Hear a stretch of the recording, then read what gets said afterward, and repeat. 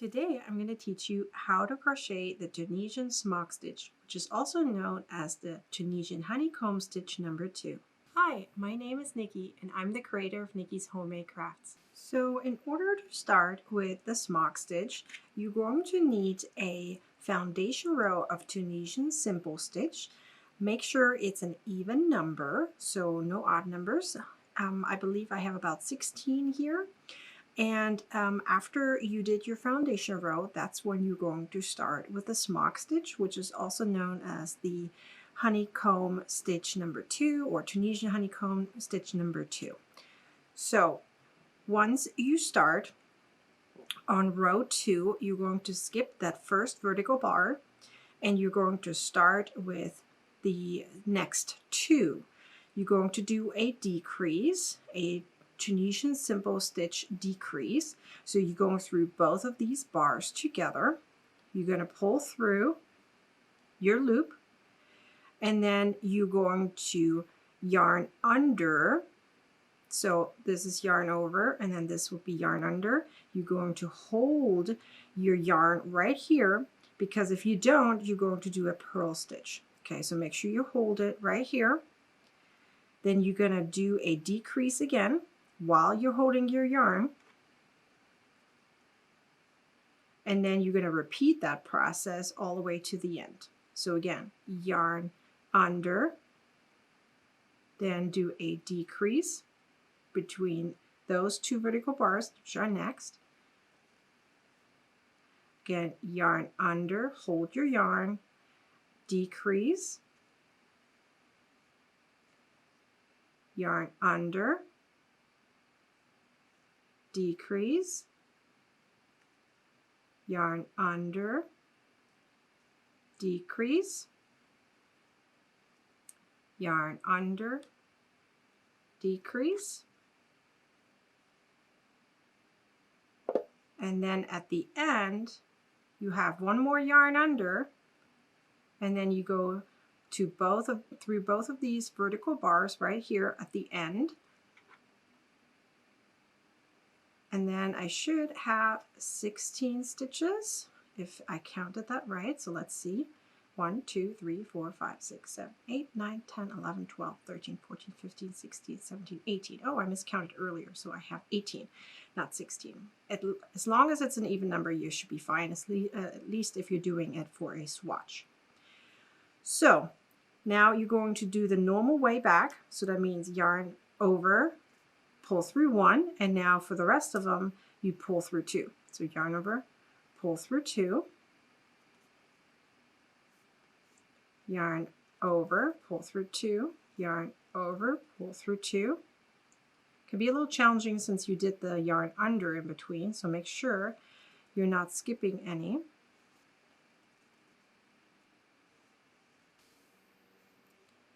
And then once you reach the end, okay, so we now need to do row 3, which is slightly different than row 2.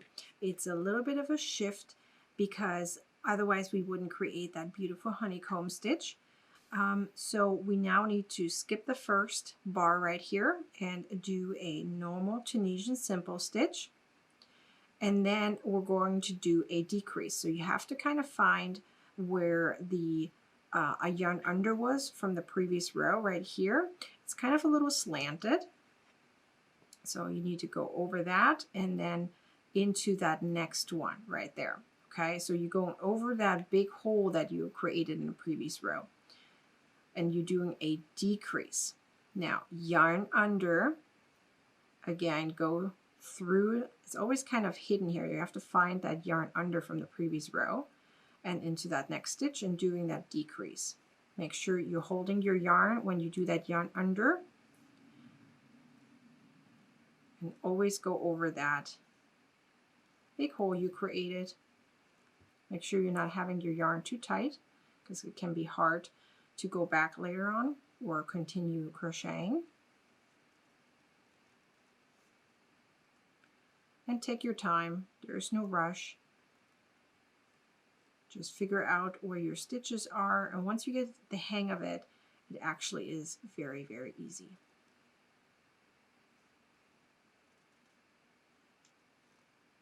Just make sure you hold your yarn for the yarn under, then you find that little loop right there, which is the yarn under from the previous row.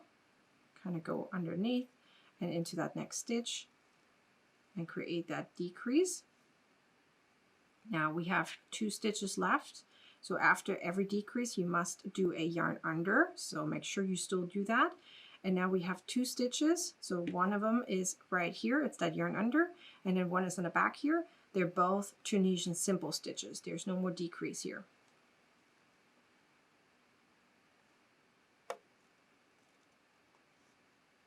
And then over here, you're just going through 2 of them because it's the edge and makes it pretty. And now you work your way back just like you did before. So yarn over and go through 1, yarn over, go through 2, just like you did before, and then do that for the rest. Yarn over, go through 2. Can be a little challenging since it's a yarn under in between, so it can be a little tight. So just take your time going back to make sure you're not going through too many loops at the same time. You must only go through 2. Okay, so now you can see that SMOCK stitch or honeycomb stitch is kind of starting to appear.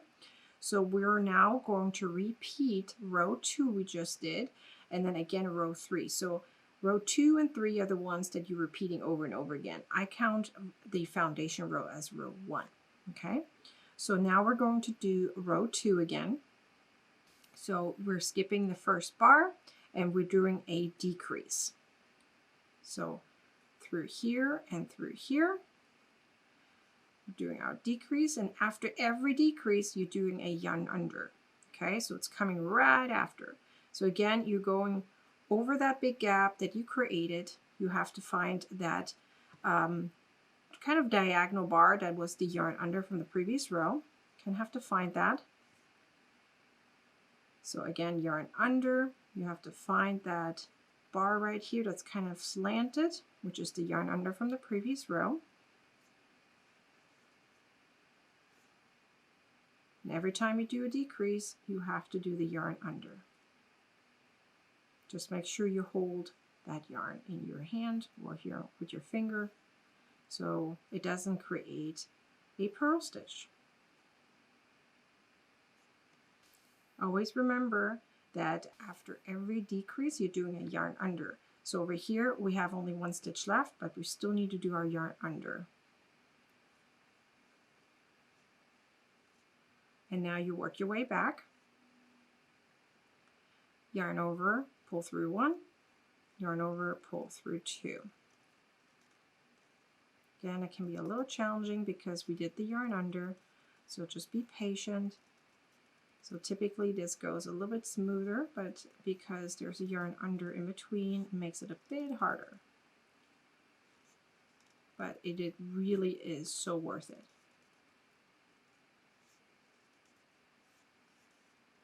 So as you can tell, once I go towards the beginning here, it gets a lot smoother, a lot easier to pull through.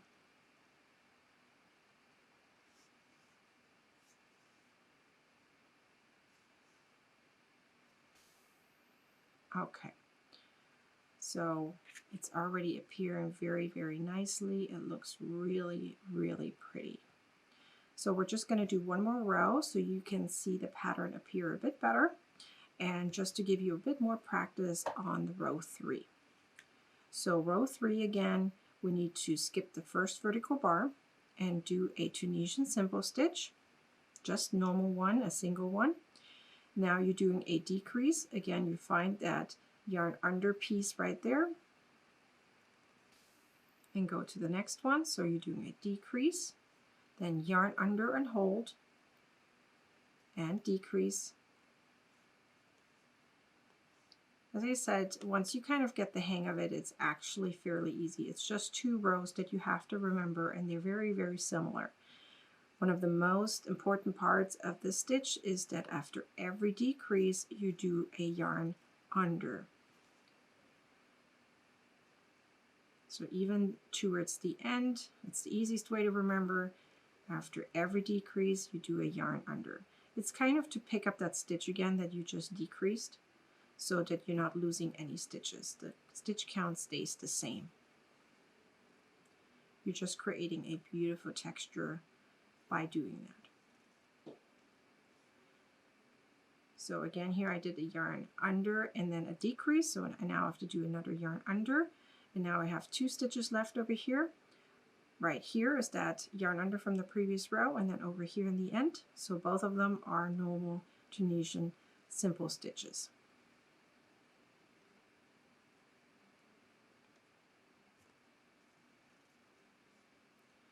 And then you work your way back, yarn over and pull through 1, yarn over and pull through 2 for all of the rest.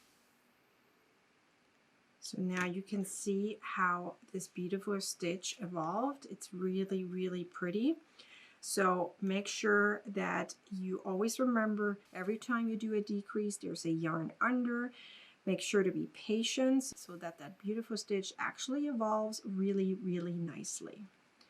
So just continue on with row 2 and 3 over and over again until you create the pattern that you wish to create with this beautiful stitch.